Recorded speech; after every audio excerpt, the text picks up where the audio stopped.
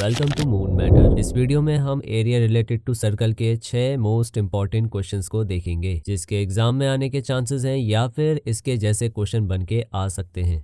First question में हमें perimeter बताना है क्वाड्रेंट का। अगर उसका रेडियस 14 है तो इसका फॉर्मूला कुछ इस तरीके से होगा कि रेडियस का हम डबल करेंगे और सरकमफ्रेंस यानी 2πr का 1/4 करेंगे क्योंकि ये क्वाड्रेंट है। अब इसके अंदर जो r की वैल्यू है वो लगा देना और सॉल्व करके आंसर हमारा आ जाएगा। अगला क्वेश्चन मिनट हैंड वाला है। इसी के जैसा एक क्वेश्चन तुमको एनसीईआरटी में मिलेगा तो उसको भी देख लेना, पर पहले इसको देखते हैं। जो लेंथ ऑफ मिनट हैंड है उसी को हम रेडियस मानेंगे जो कि 6 सेंटीमीटर है। क्वेश्चन में ये पूछा जा रहा है कि इस टाइम से लेके इस टाइम तक कितना एरिया वो स्वेप्ट करेगा, मतलब कि एरिया ऑफ सेक्टर हमको इसमें निकालना है। पर एरिया ऑफ सेक्टर के लिए हमें थीटा की वैल्यू चाहिए क्योंकि पूरा चक्कर 360 का होता है और 1 घंटे के अंदर 60 मिनट होता है। तो जब इन दोनों को डिवाइड करेंगे तो 1 मिनट का एंगल 6 डिग्री होगा एंड इस टाइम से लेकर इस टाइम तक हमारे 35 मिनट्स बैठ रहे हैं, इसीलिए हम 35 से इसको मल्टीप्लाई करके अपना थीटा का आंसर निकाल लेंगे। अब इसके बाद एरिया ऑफ सेक्टर का फॉर्मूला हम तो जानते ही हैं क्या होता है, theta upon 360 into pi r square. Theta और आर की वैल्यू इसमें लगा देना, इससे हमारा आंसर आ जाएगा। नेक्स्ट क्वेश्चन, इसमें हमें थीटा की वैल्यू दे रखी है और रेडियस भी है। हमें एरिया ऑफ कॉरेस्पॉन्डिंग सेगमेंट निकालना है। इसको निकालने के लिए हम एरिया ऑफ सेक्टर में से एरिया ऑफ ट्राइंगल माइनस करेंगे। एरिया ऑफ सेक्टर पिछले वाले क्वेश्चन की तरह निकाल लेना,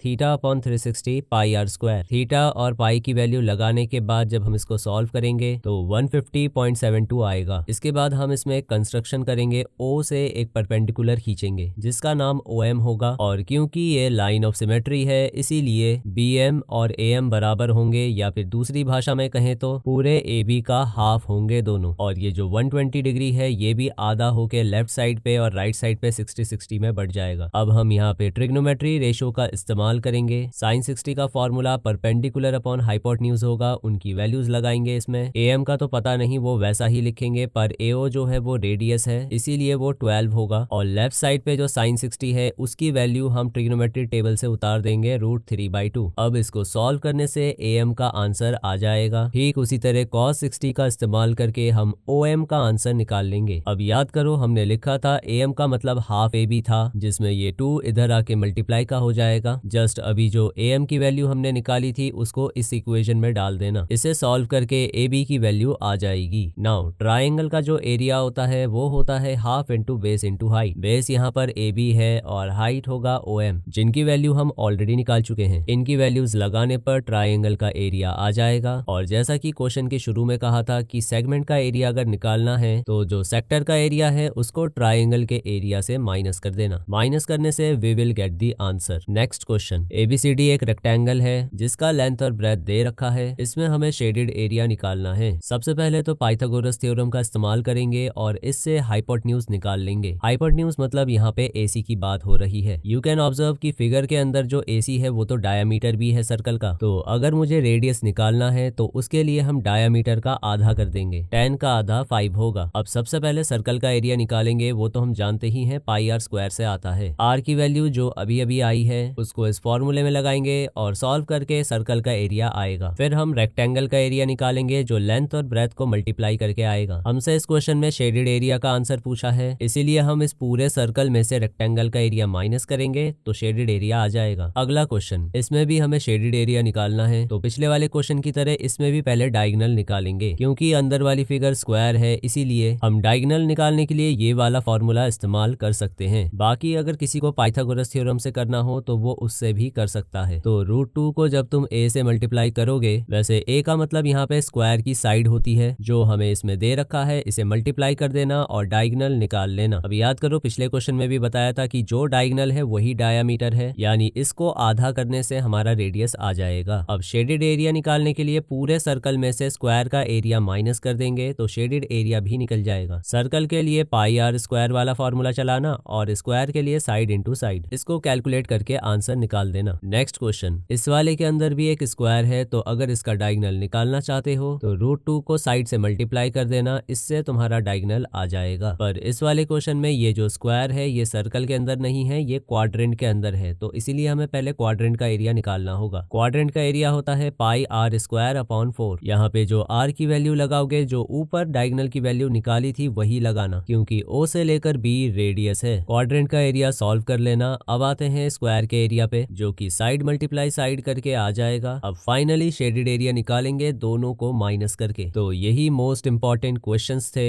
एरियाज रिलेटेड टू सर्कल वाले चैप्टर में से। इनको अच्छे से प्रैक्टिस कर लेना। मिलते हैं नेक्स्ट वीडियो में, तब तक के लिए लेवल अप योर लर्निंग।